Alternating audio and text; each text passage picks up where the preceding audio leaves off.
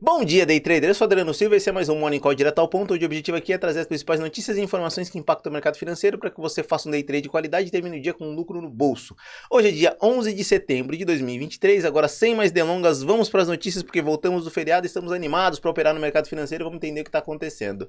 Vamos começar falando sobre a recessão dos Estados Unidos. Em fala, a secretária do Tesouro americano Janet Yellen animou os mercados dizendo que eles vão controlar os preços sem entrar em recessão. Isso trouxe ânimo e expectativa hoje, sim, é uma expectativa positiva com relação a esta notícia, tá? Também tem previsão do PIB europeu. De acordo com informações com relação aos indicadores da Alemanha, a Alemanha está entrando numa queda com relação ao seu crescimento de PIB, então a Europa tem uma previsão de PIB de 0,8%. Lembrando que a previsão no começo do ano era de 1,1%. Apesar de ser pequena, ainda há uma previsão de crescimento. E também informação da agenda vazia, tá? E novamente também, que não está aqui descrito, mas é importante pincelar, tem ânimo com relação ao mercado imobiliário chinês, com os novos indicadores e falas do Partido Comunista Chinês, que realmente o seu mercado está aquecido, então o pessoal não precisa se preocupar. Então tem novamente ânimo com relação ao mercado chinês e também isso impacta o minério de ferro. Vamos acompanhar aqui quando a gente for para a cotação das principais bolsas e indicadores. Mas agora nesse momento vamos para o calendário econômico, vamos entender o que está acontecendo e hoje a agenda está literalmente vazia.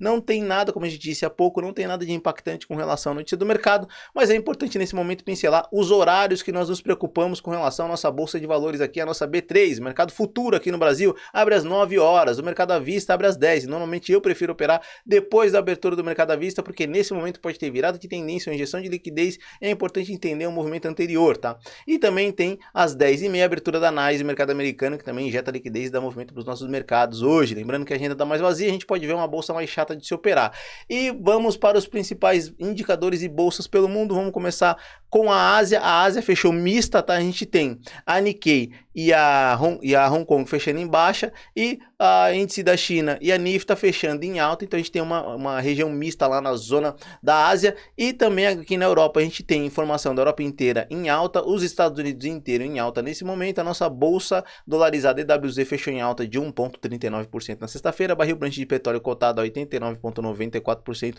94 dólares, numa leve queda de 0,18%, minério de ferro numa alta de 2,53% a 119,45%, DXY, que é o índice do dólar, numa leve queda de 0,35%, VIX, que é o índice da volatilidade do SP500, o índice do medo, numa leve queda de numa alta de 2,68%, perdão, e as bitcoins cotadas a 25.725 dólares. E nesse momento o que eu falo, a gente vai dar uma olhada no mercado futuro, índice dólar, porque é isso que a gente opera aqui no Day Trade, que dá dinheiro do bolso, comida na mesa. Bora para entender, começando pelo índice 60 minutos. A gente teve uma sexta-feira muito mascada no índice. Vamos ver qual foi a volatilidade em pontos que teve na sexta-feira. A gente teve uma volatilidade em pontos de 938 pontos, que a gente começou com uma abertura, um mega gap de baixa aqui, deixa eu pegar aqui nesse ponto aqui, de 855 pontos, então a gente teve um gap muito agressivo, muito grande no nosso índice futuro aqui, na nossa Bovespa.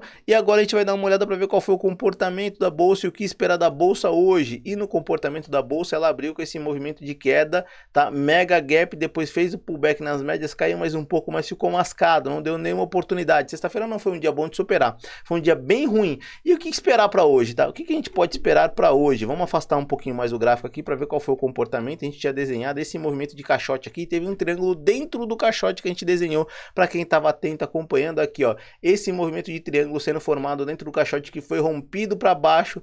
Teve esse rompimento dessa linha aqui, que teoricamente é uma linha do pescoço, da cabeça do pivô, tá? Fez o pullback na média de 20 na sexta-feira e agora tá sugerindo uma nova queda. Só que o IFR trabalha abaixo dos 30% aqui nos 60 minutos. O que significa isso?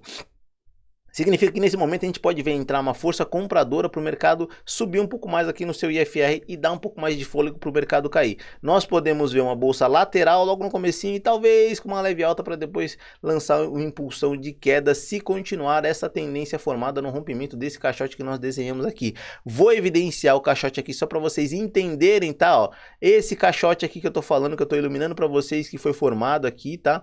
Olha só como ele foi formado. E dentro do caixote se formou esse triângulo aqui que eu tô iluminando para vocês, tá vendo? Esse triângulo a gente tá falando dos 60 minutos. O rompimento se ocorreu aqui, tá? E na quarta-feira e depois na sexta-feira, esse gap aqui foi uma continuidade de rompimento para um pullback. Só que a nossa atenção toda está aqui na parte inferior do IFR, que está abaixo da linha dos 30%, e quando o IFR está abaixo da linha dos 30%, a gente pode ter uma força compradora que empurre o preço para cima ou mantenha o preço lateral para a gente ter um descanso do IFR e ver o mercado se mover e dar mais fôlego para uma nova queda, se esse for o caso, tá? Pelo que está indicando aqui, a gente tem essa possibilidade, só que tem um outro ponto aqui importante a ser citado aqui para vocês, tá? A gente tem uma zona aqui que eu acho que foi respeitada, ó, e foi respeitada assim, veio bater nessa zona, que é uma zona de suporte, tá? O preço bateu no suporte e voltou a subir, não teve força para romper, a gente tem essa região chata de se operar, tem que romper esse suporte, formou-se um novo caixote aqui embaixo, a gente tem essa zona de teoricamente 1.065 pontos, é uma zona apertada, lembrando que a média de movimento de preço no índice futuro é de 1.700 pontos, então aqui a gente está aqui em apuros, tem que ficar bem atento para não tomar stop nesse momento, porque a gente vai teoricamente ter que operar com uma mão maior para conseguir chegar no objetivo que nós queremos. Vamos dar uma olhada aqui no diário só para pincelar e entender qual é o comportamento do preço. O diário está muito mais bonito de se ver, eu já vou explicar para vocês o porquê.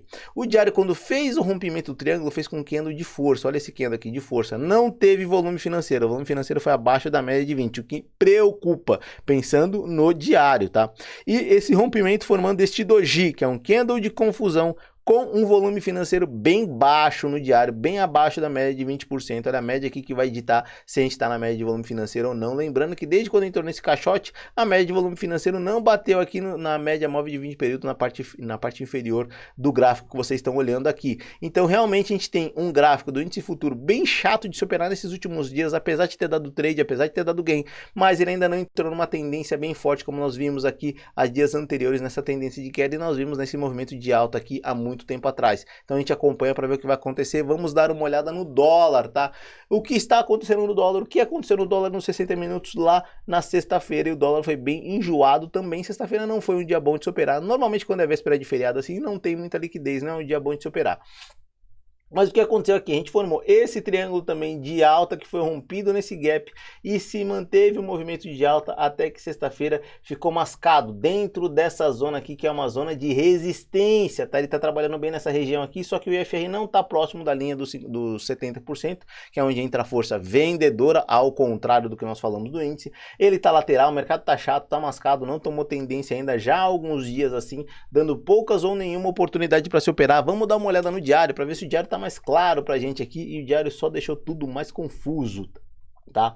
Apesar de a gente estar vendo aqui uma região, o FR trabalhando abaixo da linha dos 30%, dos 70%, que indica força vendedora, a gente não está vendo força para romper essa linha que eu desenhei para vocês aqui alguns dias atrás, que é uma linha de resistência. O preço não está vencendo essa linha de resistência. Notem, tá? O preço rompeu essa linha de resistência abaixo, que virou linha de suporte, onde eu estou evidenciando aqui para vocês com essa ferramenta triângulo. Eu vou colocar aqui, eu vou iluminar para vocês aqui para ficar bem mais fácil, ó. Ele formou essa região aqui, e essa região era uma resistência e virou um suporte, tá? Tanto é que o preço rompeu, o preço veio fazer o pullback nela e o preço tomou um movimento de alta sugerindo que ia com força, só que bateu nessa outra região que eu desenhei para vocês há muitos dias atrás, que era uma região de suporte. Ele bateu e devolveu, de resistência, perdão, ele bateu e devolveu, veio até a zona de suporte, bateu de novo e subiu o preço, e agora tá brigando nessa região de resistência. Se não, a gente não vê força de volume financeiro para que ele rompa, ele vai voltar a cair aqui e cutucar essa parte superior, essa parte do suporte. Muito provavelmente é isso que a gente está assistindo.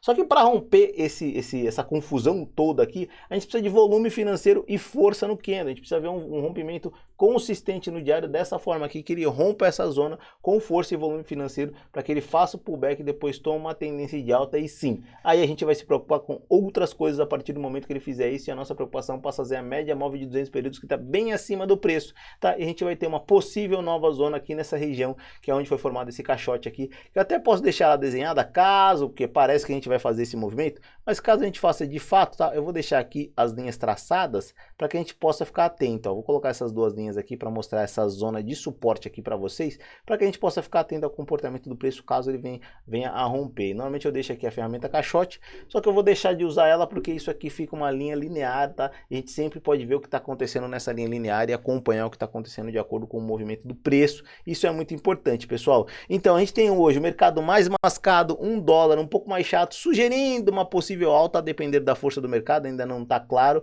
e um índice também muito mascado, sugerindo uma possibilidade de queda. Isso se ele conseguir romper com força. A gente não tem nada muito claro, nada muito direto e nem muito objetivo para vocês. Estou me confundindo aqui na hora de conseguir colocar a tela para conversar com vocês. Então a gente tem um mercado mascado. A gente sempre espera uma boa movimentação do mercado e sempre fica cauteloso para que a gente tome uma melhor decisão com relação ao nosso day trade. O que eu sempre digo aqui para vocês, espero vocês às 8 horas da noite para mostrar o meu day trade de qualidade, onde eu opero no mercado financeiro, coloco o meu dinheiro na conta real e mostro para vocês as minhas operações. Se perder dinheiro lá eu perco, se ganhar dinheiro eu ganho, sempre objetivando fazer uma lucratividade no mercado, perdão pessoal. Então eu vou esperar vocês às 8 horas da noite, quando chegar lá a gente vai falar mais. Vamos lá, até às 8, buscar alguém, bora para ter lucro no mercado financeiro, galera.